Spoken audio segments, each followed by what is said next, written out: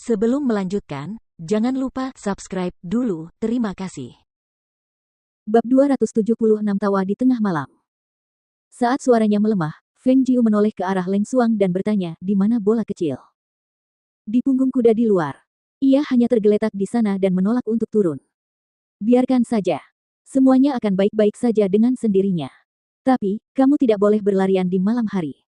Feng Jiu berkata kepadanya, dan melihat tirai bergerak saat anak laki-laki itu berlari keluar. Kakak, ibu bilang ini terlalu mahal dan Suni tidak bisa menerimanya. Ia lalu mengangkat mutiara bercahaya di tangannya untuk mengembalikannya kepada Feng Jiu. Meskipun itu yang ingin ia katakan, tetapi karena anak itu belum pernah melihat benda seperti itu sebelumnya, matanya dipenuhi dengan keengganan untuk melepaskannya. Feng Jiu tersenyum dan berkata, tidak apa-apa, kamu bisa menyimpannya. Ketika suaranya berakhir, dia melihat wanita itu keluar sambil membawa beberapa butir telur berwarna merah di tangannya. Tidak banyak yang bisa kami sajikan untuk Anda di rumah ini. Apakah kedua tamu kami mau telur merah dulu? Suara wanita itu lembut saat tatapannya jatuh pada Suni, matanya penuh kasih sayang, penuh dengan cinta keibuan. Kakak, apakah Suni benar-benar bisa menyimpan manik-manik ini? Tanyanya sambil mengedipkan matanya ke arah Feng Jiu, lalu berbalik menatap ibunya. Mutiara bercahaya itu adalah hadiah yang sangat berharga dan anak itu bahkan tidak tahu apa itu. Tuan muda harus menyimpannya. Wanita itu berkata dengan lembut, sambil memberi isyarat kepada Suni untuk mengembalikan mutiara itu kepada Feng Jiu. Tidak apa-apa. Itu hanya mainan untuk anak-anak. Simpan saja. Feng Jiu berkata sambil tertawa, meminta Suni untuk menerimanya. Melihat hal itu, wanita itu kemudian mencondongkan tubuhnya sedikit ke arah Feng Jiu dan membungkuk seraya berkata, kalau begitu, biarlah wanita rendah hati ini mengungkapkan rasa terima kasihku atas nama putraku atas hadiah dari Tuan Muda. Melihat wanita itu membungkuk di hadapannya, mata Feng Jiu berbinar namun dia tidak mengatakan apa-apa dan hanya tersenyum tipis. Setelah beberapa saat, wanita itu hanya meninggalkan Suni di depan untuk menemani Feng Jiu sementara dia berbalik untuk pergi ke belakang rumah. Suni, siapa yang tinggal di rumah sebelah? Feng Jiu bertanya sambil menoleh ke arah anak laki-laki kecil yang sedang mengunyah telur. Itu kakek dan nenek. Tapi kakek dan nenek sedang tidak sehat dan mereka jarang keluar rumah. Oh, lalu bagaimana dengan ayahmu? Apakah dia ada di rumah juga? Terakhir kali ada orang jahat yang datang dan melukai ayah. Ayah masih terbaring di tempat tidur.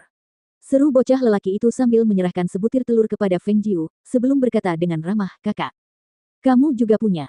Ibu bilang makan telur merah akan membuat seseorang tumbuh dengan aman dan sehat. Mendengar itu, dia tersenyum dan menerima telur itu.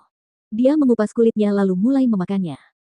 Setelah beberapa saat, wanita itu mengeluarkan sepiring daging dan sepiring sayuran dengan 2 mangkuk nasi dan berkata kepada Feng Jiu, saya tidak punya banyak lagi di rumah.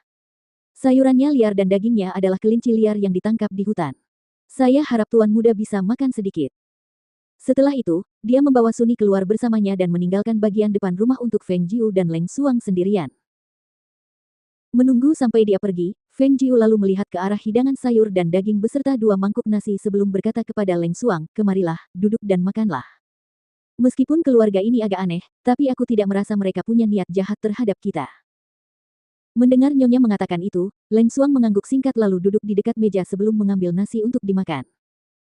Saat malam semakin larut, udara di sekitarnya terasa semakin dingin. Bahkan kicauan serangga di luar terdengar sangat jelas di tengah kesunyian malam, begitu jelasnya suara-suara itu sehingga terasa sedikit aneh. Feng Jiu dan Leng Xuang telah diatur untuk beristirahat di paviliun, sebuah rumah kecil di sampingnya. Di tempat yang penuh dengan banyak keanehan di mana-mana ini, mustahil bagi mereka berdua untuk beristirahat dengan baik. Oleh karena itu, Leng Xuang berjaga-jaga, sementara Feng Jiu duduk dalam posisi setengah teratai sambil memejamkan mata untuk berkultivasi. Paruh pertama malam itu damai, dan baru pada paruh kedua, angin menderu kencang menghantam pintu dan jendela, menyebabkannya berderak dan menghantam dinding. Angin di luar terus menderu, terdengar agak menakutkan.